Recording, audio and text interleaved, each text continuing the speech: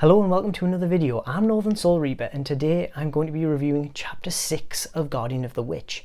My Chapter 5 review was a little bit late due to the fact that I was away last week and didn't get a chance to review it, but both of these videos are going to be up on YouTube at about the same time, so check them out, check them both out. Check out my Chapter 5 review and check out this review of Chapter 6 titled Flames.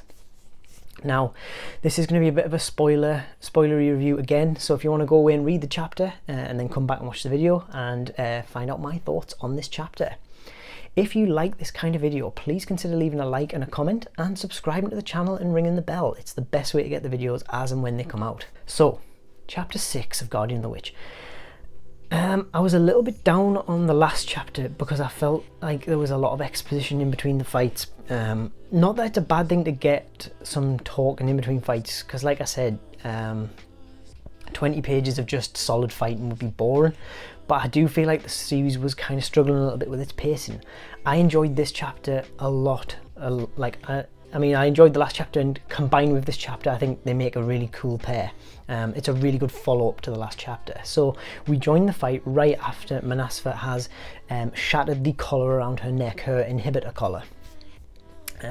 And Gen and Ruli are basically acknowledging that to do such a thing it requires a lot of power to literally overload the collar that is inhibiting her power. And Manasfa is basically saying, she says then that you're going to pay, and she launches a huge fireball at Gen and Ruli, but the blast actually knocks her flying backwards. Much to the shock of everyone. You get a few shock faces from all, like even Gen and Ruli are shocked, but especially Fafnir. And it's basically comes down to the fact that she's out here with just her raw power. She's taken off her inhibitor collar, so it's just her power. And Gen kind of reveals that because she's only been in the tower in the city, firing fireballs at evils on the fringes, she doesn't know what a real power's like, because those towers, the bricks and the tower and the walls and things were all filled with artifacts and inhibitors and different spells to hone and control her power, to make it easier to control and make it more powerful. So Gen is basically saying, on this battlefield out in the middle of nowhere, you basically have no combat ability whatsoever. And Gen basically says, too bad, you broke your collar basically for nothing. All you've got is your power, and you got a nasty burn for it. And we see that Manasfa has a burn around her neck where she broke the collar off. And this really pisses Manasfa off. She's like, come on Fafnir, let's beat Mr. Undercut Shorty with piercings. And Fafnir's like, oh, so her nickname from her insult is basically just describing what he is. She must really be angry. And Gen is basically just kind of totally cool with the situation. He's like, oh, I had high hopes for you, but I guess this is all we could expect from a witch who only knows how to fire fireballs and a guardian who can only hack and slash evils. So Gen really coming in with the shade. It's like really kind of sarcastic-y, throwing shade at these two.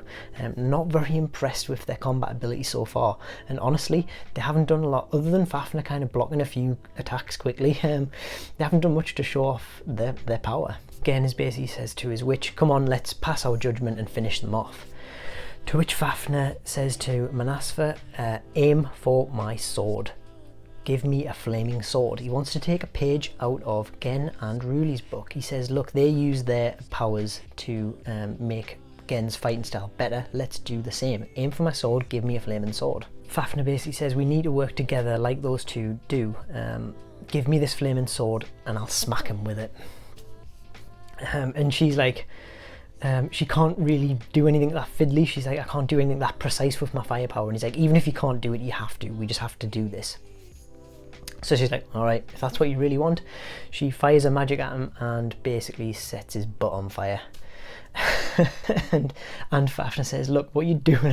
I ordered a flaming sword, not a flaming butt.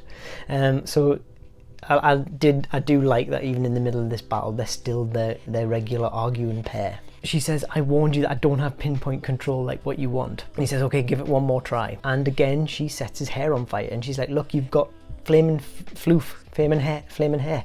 Attack him with that. Gen is kind of somewhat amused at this after kind of insulting them. It's basically having his opinion of them confirmed. While Gen is kind of laughing at them, Ruli is kind of thinking to herself, this aside, she must have absolutely phenomenal power to be able to overload her collar. So again, we're getting this opinion of them that they are, Fafnir and Manasfa are really powerful, and even Ruli acknowledges that to remove your collar with sheer force alone, Manasfa must have some awesome power. And again, at this point, it's like, well, okay, fine, enough playtime. Of the 3 accused, 2 are sentenced to death, and the witch is destined to be tortured eternally.